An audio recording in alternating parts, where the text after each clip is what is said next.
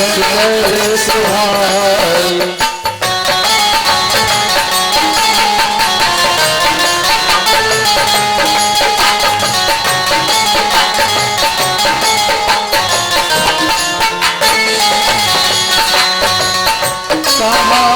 कथा सोई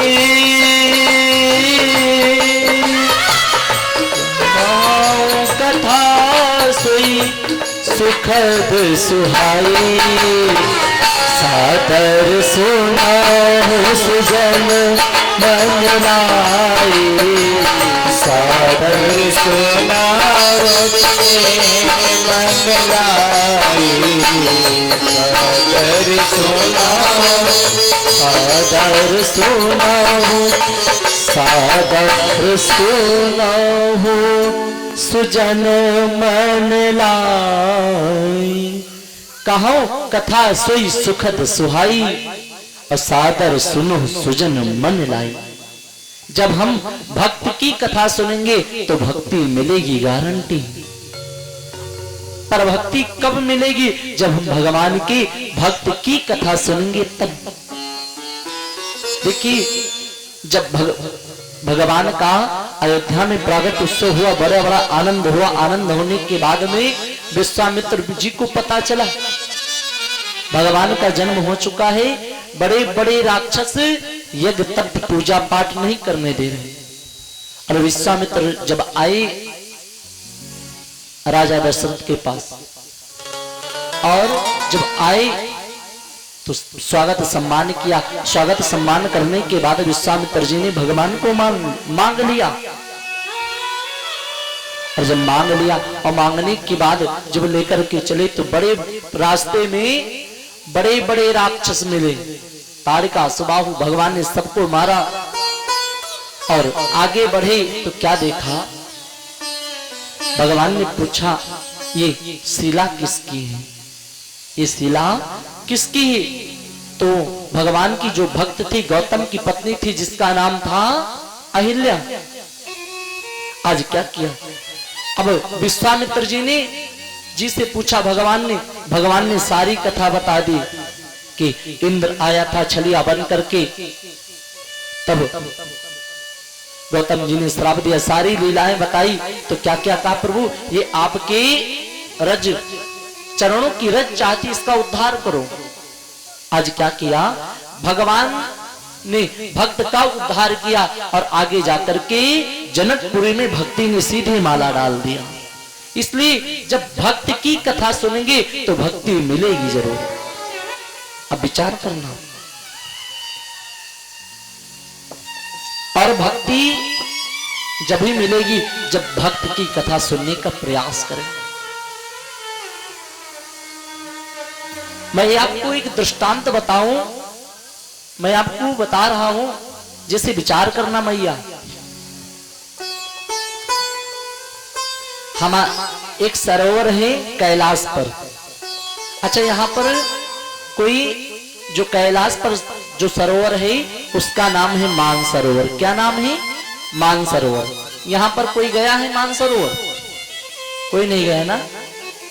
कैलाश पर जो मानसरोवर है ना, वहां पर जाने के लिए बड़ा रुपया बड़ा पैसा खर्च होता है। और उस मानसरोवर पर जाने के लिए बहुत खर्चा लगता है। आप पहुंच पाओ कि ना पहुंच पाओ, बीच में टपक जाओ। क्योंकि आज तक संसार में कैलाश एक ऐसा पर्वत है जिसकी चोटी का कोई पता लगा नहीं सका। बड़े बड़े वैज्ञानिक आर्टिस्ट सब फेल हो गए, क्योंकि कैलाश की ऊंचाई रोज का रोज बढ़ती रहती है। कैलाश का जो मानसरोवर है वो क्या चाहता है? वो चाहता है हमारे इस मानसरोवर में कौवा स्नान करने ना आए, बगुला स्नान करने ना आए, बतख ना आए। कैलाश का वो मानसरोवर कहता है कि अगर मुझ में कोई आए तो हंस आए, वो हंस बन करके आए। और जब हंस बन करके जो जाएगा तब उसमें गोता लगाएगा, तब मोती बाहर आएगा। इसी प्रकार से भक्तमाल की जो परम पावन पुनीत चरित्र मीराबाई का चरित्र है। मीराबाई कहती है, हमारी कथा में कोई बकुला कोयल कौवा बन करके ना आए, हमारी कथा में अगर आए कोई तो वो जो है ना वो हंस बन करके आए। और जब हम हंस बन करके मीराबाई की कथा को सुनने का प्रयास करेंगे और जब हंस बनेंगे और गोता लगाएंगे तब यहाँ से मोती बाहर लेकर के जाएंगे।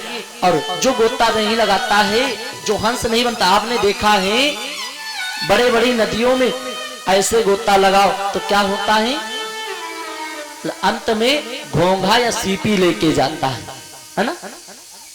मीराबाई की कथा कहती है मैया कि आप गोता लगाओ और हंस बन करके गोता लगाओ, तब इस कथा से आप मोती लेकर के बाहर जाओगे।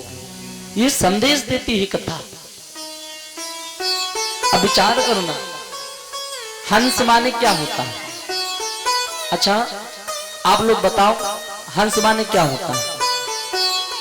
जिसमें नीर और क्षीर को अलग करने का सामर्थ्य होता है वही हंस होता है। यानी पानी पानी को छोड़ दे और दूध दूध को पी ले। अब इस कथा में कई सिद्धांतिक बातें, कुछ इधर उधर की बातें भाई नहीं कहेंगे तब आपका मन भी नहीं लगेगा। तो पर आपको उन सारी बातों पर ध्यान नहीं देना है, आपको ध्यान देना है यहां से जो आप गोता लगाओ, जो मोती मोती हो उसको लेकर के जाओ और सीपी सीपी छोड़ दो। अब आप विचार करो, हंस किसकी सवारी है? गायत्री माता की। हंस गायत्री माता की सवारी है।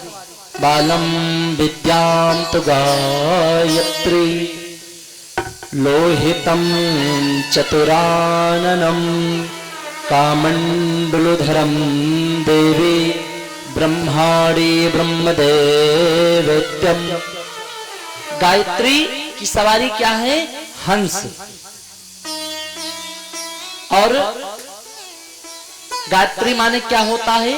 गायत्री माने होता है प्रज्ञा। क्या होता है? प्रज्ञा।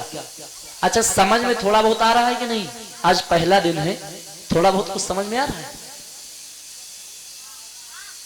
समझ में आएगा पर धीरे धीरे।